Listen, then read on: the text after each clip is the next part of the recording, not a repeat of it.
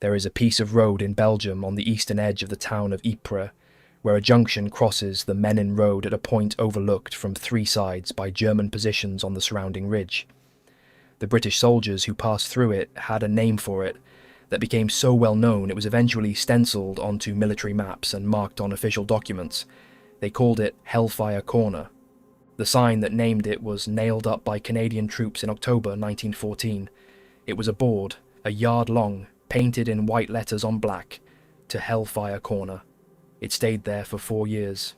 The town major of Ypres, responsible for the movement of men and supplies through the city, described the corner in terms that require no embellishment. He had repeatedly seen rations and stores drawn with safety 200 yards away, while that corner itself was a veritable hell. The corner was the limit for all transport at night. During the day it was crossed at speed by men who understood that the German artillery positions on the Belgian Ridge had every inch of it pre-registered. They knew where the shells would land. They had been landing in the same places for years. The men who had to cross Hellfire Corner ran. One Royal Engineers officer wrote in a caption to his own photograph of the junction, "A fearful spot. In 1917, I once ran down this place through a barrage of shells in the fields on each side. Never was the 100 yards done in quicker time." That is what the Ypres Salient was. It is worth spending time understanding the specific geometry of the place, because the geometry explains everything that happened there for 4 years. A salient is a bulge in a front line that projects into enemy territory. The Ypres Salient was a bulge in the Allied line pointing east, with the city of Ypres at its base. The Germans held the high ground on 3 sides of this bulge, the low ridges and slight elevations to the north, east and south of the city. The word high ground is doing a lot of work in that sentence because this is Flanders, and the relief is subtle. The ridges around Ypres are not dramatic features. With Chita, the highest point is approximately 150 feet above the plain. At Hooge, on the Messines road, the elevation is about 100 feet. At Passchendaele, it drops to 70 feet. These are not hills in any meaningful topographical sense. They are gentle rises, barely perceptible to the eye at ground level. But they were enough. From those low ridges, German observers could see directly into the Allied positions on the lower ground. Every supply route, every communication trench, every movement of men or horses or vehicles was visible to German artillery spotters who had had 3 years to learn every feature of the ground below them. The effect was continuous, predictable attrition. Even on quiet days at Ypres, a study of the battle notes, casualties sometimes ran into the thousands as fighting continued every day for 4 long and grisly years. The National Army Museum has described Ypres as probably the most dangerous area for British soldiers on the whole Western Front. Over the course of the war, 5 separate battles were designated at Ypres. Total casualties across all 5 may have surpassed 1 million. The specific qualities of the danger at Ypres were not the same as the danger at the Somme or at Verdun. At Ypres, the threat was omnidirectional and continuous rather than concentrated into the intense periods of a major offensive. The German positions on the ridge gave them observation over the entire salient at all times. A man moving through Ypres in the supposedly quiet period between major battles was not safe. A man in a support trench 2 miles behind the front line was not safe. A man sleeping in a billet in Ypres itself was not safe, because the Germans shelled Ypres continuously throughout the war. So continuously that by the end of the fighting the city could be seen clear through from one side to the other by a man on horseback, every building reduced to rubble below waist height. Then there was what was happening underground. The piece of ground called Hill 60 sits on the southern flank of the Ypres Salient. It is a man-made mound formed from earth excavated during the construction of the nearby railway, which gives it its name. The elevation of its perimeter in meters, 60 meters above sea level. In the flat landscape of Flanders, this was enough to matter. The Germans took it in December 1914 and used it to observe directly into the British positions along the Messines road. In the spring of 1915, the 173rd Tunnelling Company of the Royal Engineers spent 6 weeks digging galleries through the clay beneath Hill 60. 6 mines were laid, totaling 4,500 kilograms of explosives. On April 17, 1915, the mines were detonated. The explosion propelled debris approximately 100 meters into the air and 300 meters across the ground. The British infantry captured the position immediately. The Germans counterattacked within hours and recaptured it using poison gas. The British retook it, lost it again, took it again. By the time the major underground operation at Hill 60 was completed in June 1917 as part of the Battle of Messines, the position had been fought over continuously for 2.5 years, and the ground beneath it had been honeycombed with galleries dug from both sides, each trying to place an explosive charge directly beneath the other's tunnels. The underground war at Ypres, and at similar points along the Western Front, was something categorically apart from the experience of trench warfare on the surface. Around 25,000 men were employed in tunnelling operations at the peak in 1916, working in galleries sometimes 125 feet below the surface, in near total darkness, with hand pumps running to extract groundwater, canaries in cages to detect carbon monoxide, and geophones, sensitive listening devices, pressed against the clay walls to detect the sound of German tunnellers working in the galleries above or below or alongside. British tunnellers wore plimsolls underground to reduce noise. British rail carts had self-oiling bearings.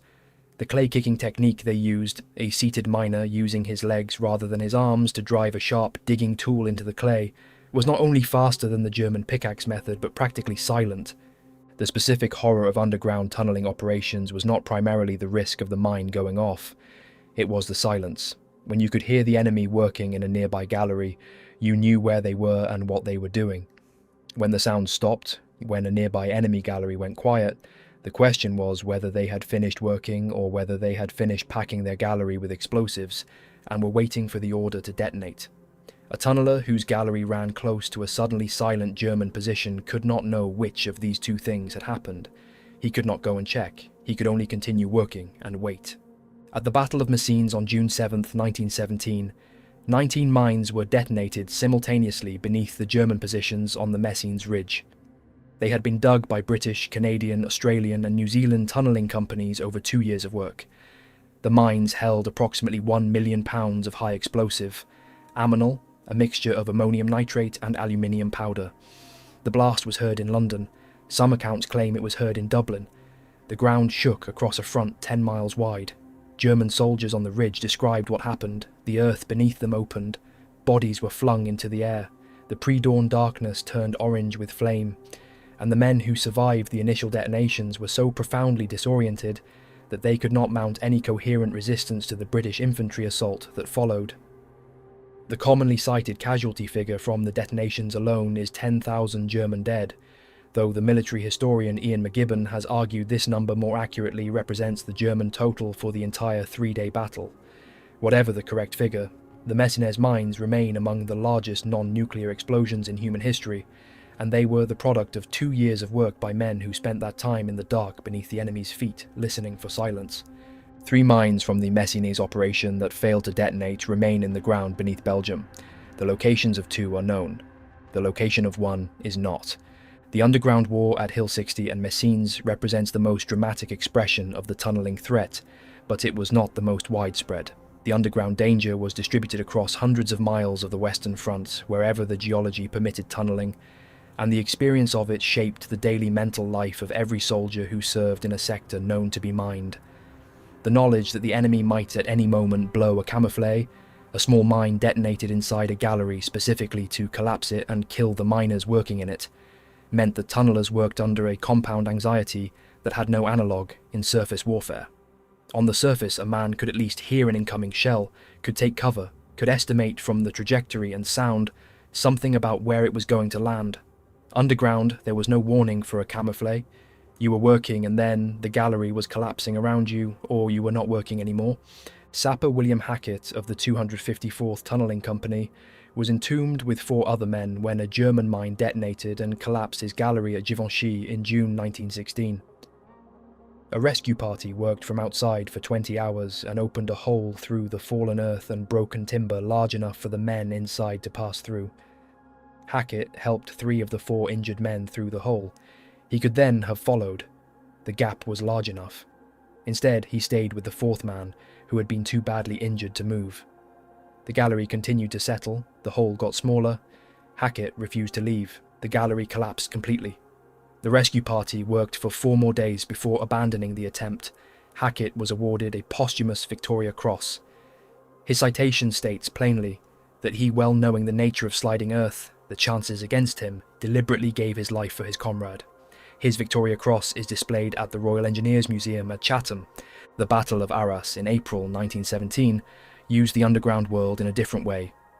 Beneath the city of Arras, a network of medieval cellars and quarry tunnels, the Boves, had been extended and connected by Royal Engineers tunnelling companies into a continuous underground passage system running from the rear areas directly to the front line on Vimy Ridge. On the night before the attack, nearly 25,000 men moved silently through the tunnel system and emerged into jumping-off positions close to the German front line. The German defenders who had been watching the approaches from the surface had not seen the assault force assemble. The surprise contributed materially to the success of the opening of the Arras offensive, which achieved its objectives on the first day at a fraction of the cost of July 1st, 1916 on the Somme. The tunnel system at Arras also contained underground hospitals, mess rooms, chapels, kitchens and sleeping quarters excavated from the blue clay and stone, an entire functional city below a city that was being systematically destroyed by shellfire above it. The underground was, in this sense, the other side of the Western Front's geography, a dimension of the war that operated by different rules under different constraints and with a different quality of fear, but which was no less lethal for being invisible to anyone standing above it. Now we go south, out of the Flanders mud and the Menin Road and Hellfire Corner, down through the chalk downs of Artois and Picardy, to the hills above the Meuse and the fortress city that became, for the French army and for the war, the name that meant something beyond what any other name meant: Verdun. The Battle of Verdun ran from February 21st to December 18th, 1916. It was the longest battle of the First World War and among the longest in modern military history. The German Chief of Staff, Erich von Falkenhayn, had designed it not as a battle to capture ground, but as a battle to kill Frenchmen, specifically to kill them at a rate the French army could not sustain. He chose Verdun because it was a place the French could not be seen to abandon. It had symbolic weight, strategic importance, and a ring of old forts that the French had partially stripped of their garrisons and artillery in 1915 on the reasonable assumption that modern artillery had made forts obsolete. Falkenhayn proposed, in a strategic memorandum later disputed by historians, to open an offensive at a point for the retention of which the French army would be compelled to throw in every man they had. He intended to bleed France white. The opening bombardment on February 21st, 1916, involved more than 1,200 German artillery pieces firing along a front of approximately 8 miles. For 9 hours they fired before the infantry moved. The weight of metal that fell on the French positions in those 9 hours was beyond anything the Western Front had previously seen. The preliminary bombardment had already destroyed most of the French defensive positions when the German infantry began to advance. Within 4 days, the Germans had captured Fort Douaumont. Fort Douaumont was the largest and highest fort in the ring of 19 major defensive works protecting Verdun. Its roof was 12 meters of steel-reinforced concrete. It had been, in 1913, one of the most formidable fortified positions in France. By February 1916, following the 1915 decision to strip the Verdun forts, it was manned by a maintenance crew of 56 men. The highest-ranking soldier in the fort was a non-commissioned officer named Chenot, and its major armaments had been removed. On February 25th, a small German raiding party of approximately 100 men from the 24th Brandenburg Regiment approached the fort from the north. They found an open window in the moat. 19 officers and 79 men entered the largest fortification in the Verdun defensive system without encountering meaningful resistance. Douaumont fell without a fight. The French divisional commander, who heard the news, stated that its loss would cost the French army 100,000 lives to recover. This was close to accurate. Douaumont was retaken on October 24, 1916, by 3 infantry divisions. The fighting in the 9 months between its fall and its recapture consumed the ground between the forts in a way that has no adequate description in ordinary language. The village of Fleury-devant-Douaumont, between the 2 forts, changed hands 16 times between June 23rd and August 17th, 1916. The village does not exist anymore. The ground where it stood is still marked on maps as a village, still has a mayor appointed by the French government, but nothing stands there and nothing grows there normally. The soil is so saturated with unexploded ordnance, with the chemical residue of gas attacks, with the physical remains of the men who died there, that it has been classified since the 1920s as a Zone Rouge, red zone, permanently uninhabitable, permanently inaccessible. The French government estimates it will remain so for centuries. The ossuaire de Douaumont, the ossuary built near the battlefield, holds the unidentified bone fragments of approximately 130,000 soldiers, French and German, recovered from the ground and interred without identification because the artillery had mixed and remixed and buried and disinterred them until they could no longer be separated. Skulls, femurs, the hobnailed sole of a soldier's boot. These are visible through glass panels set into the walls of the ossuary. They have been there since 1932. Fort Vaux, 3 kilometers southeast of Douaumont, fell to the Germans on June 7, 1916. The defense of Fort Vaux before its fall is one of the specific stories from the First World War that resists summary, because what happened inside it over 7 days in early June 1916 cannot be adequately represented in a paragraph. Major Sylvain Eugène Raynal commanded approximately 600 men in the garrison. The Germans attacked with flamethrowers. They attacked with gas pumped directly into the corridors. Raynal's men fought from barricades inside the tunnels of the fort. Close quarters combat in absolute darkness, in the specific geography of a concrete corridor 2 meters wide. The water ran out on the 4th day. Men licked condensation from the walls. Raynal sent messages by carrier pigeon. His last pigeon, named Vaillant, carried a final plea for relief. Vaillant reached the French lines and delivered the message before dying of gas exposure. Raynal surrendered on June 7th after every option had been exhausted. Crown Prince Wilhelm, commander of the German Fifth Army, presented him with a French officer's sword as a sign of respect for the defence. Raynal spent the remainder of the war as a prisoner of Germany. The French system for managing the attrition at Verdun became known as the Noria, the water wheel. Because the only road into the Verdun sector capable of bearing the traffic of a sustained battle was a single-lane route from Bar-le-Duc, later called the Voie Sacrée, the Sacred Way, General Pétain developed a rotation system designed to cycle divisions through the battle quickly enough that no unit spent long enough at Verdun to be destroyed entirely. The logistics of the Voie Sacrée were staggering. At the height of the battle, a vehicle passed along the road every 14 seconds, 24 hours a day. 6,000 tons of material was moved along it daily. 800,000 men moved through it in the first 3 months alone. The road surface was maintained by teams of territorial soldiers whose entire function was to shovel crushed stone continuously onto the roadway to keep it passable under the weight of continuous traffic. When the road surface broke down, a convoy stopped, and a convoy stopping at Verdun was a military crisis, not an inconvenience. Between February and December 1916, approximately 75 of France's 94 infantry divisions rotated through Verdun. The purpose was to distribute the psychological and physical damage of the battle across the entire army, rather than concentrating it in specific formations. The effect by the end of 1916 was that nearly every Frenchman who served in the war had been through Verdun at least once. The total casualties, French and German combined, were between 700,000 and 714,000, depending on the source. The average monthly loss was approximately 70,000 men. The battle produced a French medical term, obusight shell shock, caused specifically by prolonged exposure to artillery, that was eventually recognised as a clinical condition because there were too many men presenting with it to ignore. The Verdun sector did not become safe when the battle ended. It was never safe during the battle. The condition for the average French soldier at Verdun in 1916 was described in terms that appear in memoir after memoir, with the same components: the constant artillery, the craters full of water, the gas residue in the shell holes, the unburied dead, the rats, the absence of any reliable shelter above or below ground, and the specific psychological condition produced by knowing that the military logic of the battle made your individual survival irrelevant to the outcome. The German design was to produce casualties. You were the casualty being produced.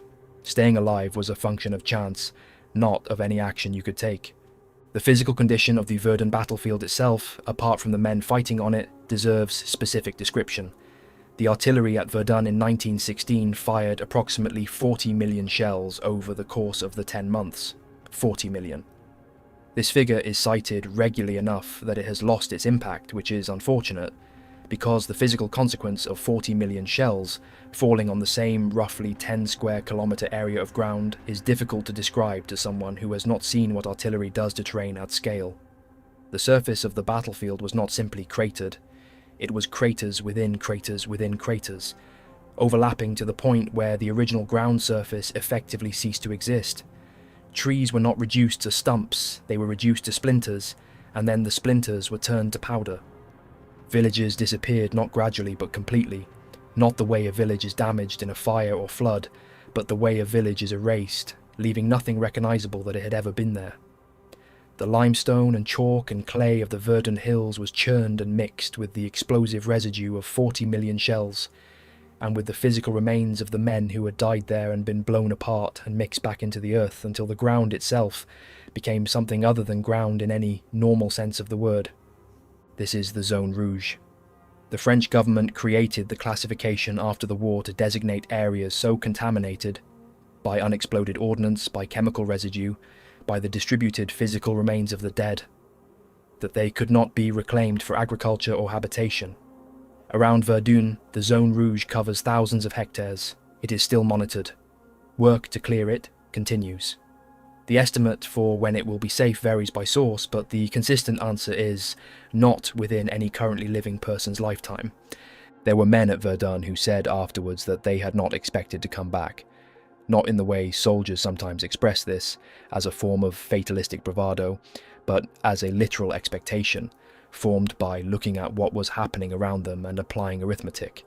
This division of men into the category of those who expected to die and those who expected to survive is one of the specific psychological products of Verdun that the testimony of the survivors consistently records. The men who expected to die went into that expectation with varying degrees of equanimity, despair, or something in between that does not have a clean English word for it. Many of them were wrong. Some were not. We move now to the Somme, and specifically to the sector the German army had held since late 1914, had improved and fortified and dug deep into the chalk during 18 months of relative quiet before July 1st, 1916, and from which it looked down across open ground at the British lines below. The German defensive position on the Somme before the British offensive was not, in the conventional sense of the word, a defensive position that needed improvising. The Germans had been there since October 1914. They had been building for 18 months. Their front-line trenches were connected to a second line and a third line by communication trenches running back several miles. Their dugouts were not the shallow scrapes that British infantry occupied in wet ground. They were chambers cut 30 feet and more into the chalk, reinforced with timber and concrete, equipped with furniture brought up from the surrounding villages, connected by electricity in some cases, capable of sheltering 100 men through even the heaviest bombardment. A British officer who visited German dugouts after the battle described them with the specific bitterness of a man who had just lost 57,000 men in a single day attacking the men who had been sheltering in those dugouts. They were more like houses than trenches. The artillery preparation for the British offensive began on June 24, 1916 and lasted 7 days, firing 1.5 million shells along a front of 18 miles. The theory was that 7 days of sustained fire at that density would destroy the German wire, collapse the German dugouts, kill the German machine gun crews, and leave the German infantry so disoriented and depleted that the British infantry could walk across no man's land in extended lines at a steady pace and occupy the German positions. This theory was wrong. The wire was partially cut in some places and untouched in others. The deep German dugouts, which the preliminary bombardment lacked the heavy shells to penetrate, sheltered their occupants effectively. When the bombardment stopped at 7:28 a.m. on July 1st, 1916, the German infantry had 2 minutes to emerge from their dugouts, carry their machine guns to the parapet, and set them up before the British infantry reached the German wire. 2 minutes was enough. Enough because the British advance moved at a walking pace across no man's land, following orders that specified a walking pace because the commanders believed they would be advancing through a position already destroyed by the artillery.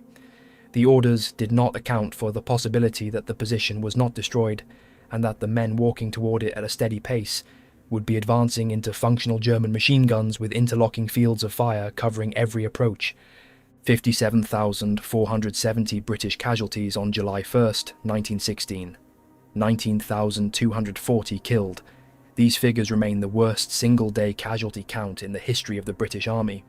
They were produced in large part by the specific geography of the Somme sector, the German positions on elevated ground with observation over every approach, the deep chalk geology that allowed the construction of dugouts the bombardment could not touch, The long grass of the summer fields that concealed obstacles and hid the true distance to the German wire, and the tactical decision to advance at a walking pace across ground that was, despite what the artillery preparation was supposed to have achieved, still defended.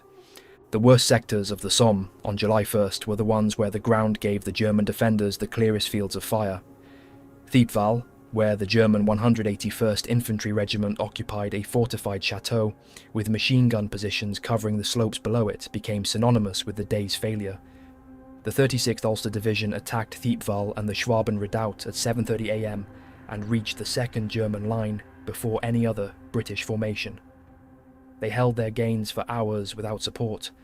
By the afternoon, with their flanks exposed and no reinforcement coming, they were pushed back to the start line. The ground they took and lost cost them 5,500 men in a single day. It was not retaken until September. There is a piece of information about the Somme front that the casualty figures alone do not convey, which is that the fighting continued from July 1st to November 18th, 1916, for a total of 141 days. The opening day was the worst single day. It was not the only bad day. The Battle of Guillemont, fought in August, produced 7,000 British casualties in conditions described as some of the most intense sustained fighting of the entire battle. The attack on High Wood, which should have been taken on July 14th when the German position was briefly undefended, was delayed by staff decisions and then contested continuously for 10 weeks at a cost so disproportionate to the tactical value of the position that it became a specific case study in how not to conduct operations.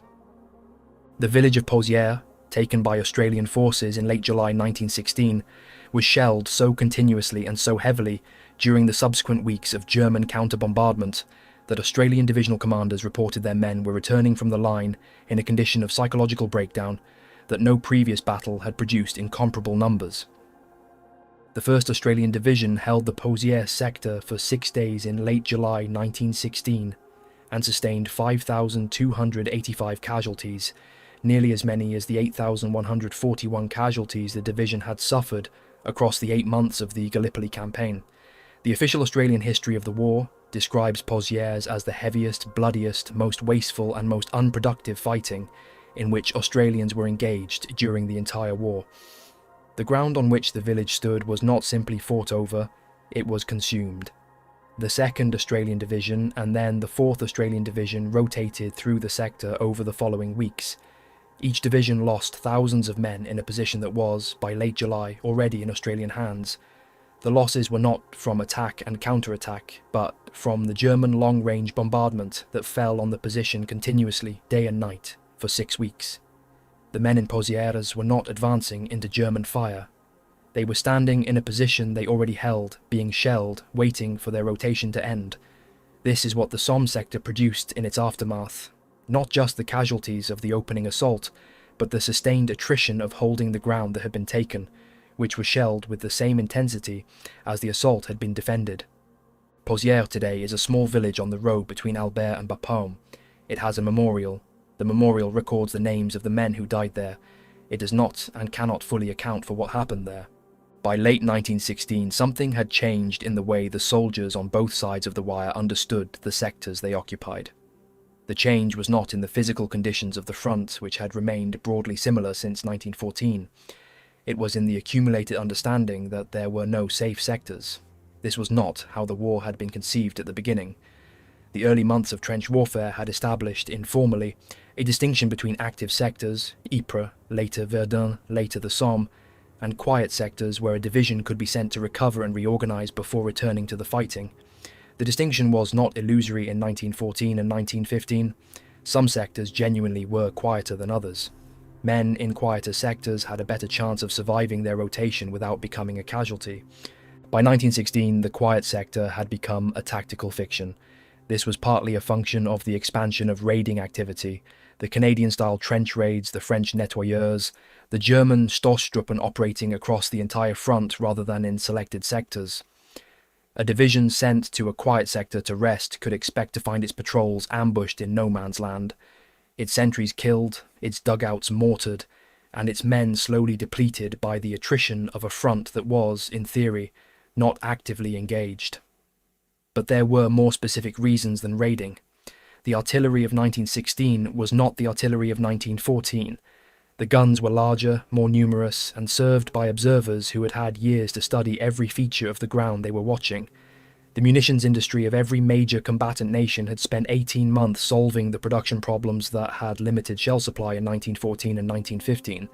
By 1916, there was more ammunition than there had been during any previous period of the war, and it was being fired continuously across the entire front.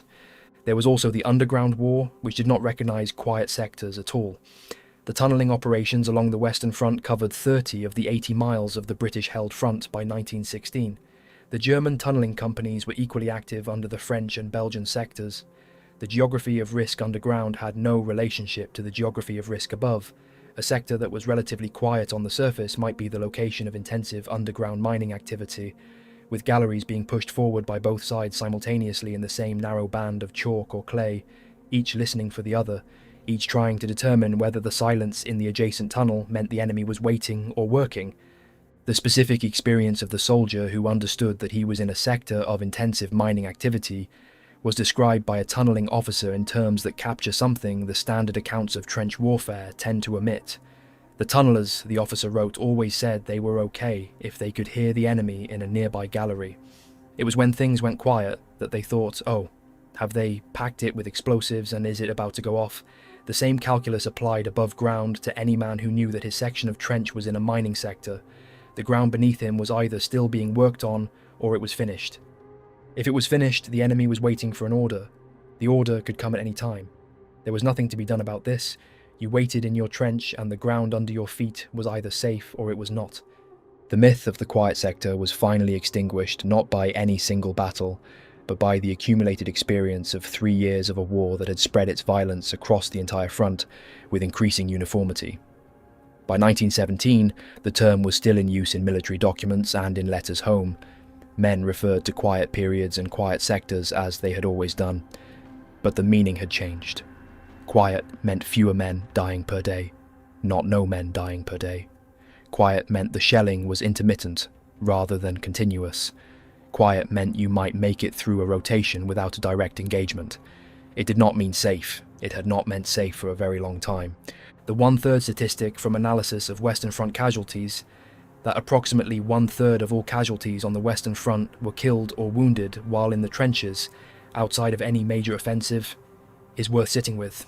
Not during an attack, not during a raid, not during a major battle. Simply by being present in the trenches on any given day in any given sector, the men who held the Western Front from 1914 to 1918 sustained casualties at a rate that, distributed across 4 years, represents a continuous and uninterrupted attrition that had no off-switch. The men who knew this and kept showing up for their rotation, who crossed Hellfire Corner at a run because that was what you did, who went down into the tunnels and worked in the dark, who stood in Pozières under a German counter-bombardment because the position had to be held, who rotated through Verdun on the Noria and came out the other side with a Bucite that had no name yet when they developed it. Those men were not operating in a world that offered safety as a baseline and danger as an exception. They were operating in a world that had inverted that relationship entirely and had been doing so for long enough that it had become normal. Normal in the sense that it was what you planned around. Normal in the sense that you learned the specific geography of the danger in your sector and adjusted your behaviour accordingly. Which corner to run past, which stretch of road to avoid in daylight, which communication trench was registered by German artillery and which was not. Normal in the sense that you woke up in the morning and the war was there and you were still alive and you went about the work of staying alive for another day, with the specific pragmatic focus of a man who has accepted the terms of the situation he is in. This is not the same as not being afraid. The testimony of the men who served in these sectors is, across its entire range, consistent on this point. They were afraid, continuously. The fear had different textures in different places and at different times. The fear of the tunneler listening for silence was different from the fear of the man running past Hellfire Corner, which was different from the fear of the garrison of Fort Vaux on the 4th day without water, which was different from the fear of the man walking across no man's land on the Somme at 7:30 in the morning of July 1st, 1916. But it was present. It was always present. The men who said they were not afraid were lying, and most of them knew it, and most of them said so later. The signboard at Hellfire Corner was still there in 1918, still nailed to its post, still pointing toward the junction where the Menin road met the approach to the salient. The sign that the Canadians had put up in October 1914 had been there longer than most of the men who were now passing under it had been in France. Many of the men who had put it up were dead. The men passing under it in 1918 ran the way the men in 1915 and 1916 and 1917 had run, because running was what you did at Hellfire Corner, and because the German artillery positions on the Bellewaerde Ridge had been pre-registered on that junction since 1914, and because some things about the Ypres Salient had not changed and were not going to change until the war ended. The junction still exists, the road still runs through it. There is a sign there now that says something different. The ground around it, beneath the rebuilt houses and the resurfaced road and the fields returned to cultivation, still holds what it held in 1918. Unexploded shells, the metal fragments of 4 years of continuous bombardment, the unlocated remains of men who died at a road junction in Belgium and were never found. These things are not historical artifacts in the sense of objects that belong to the past.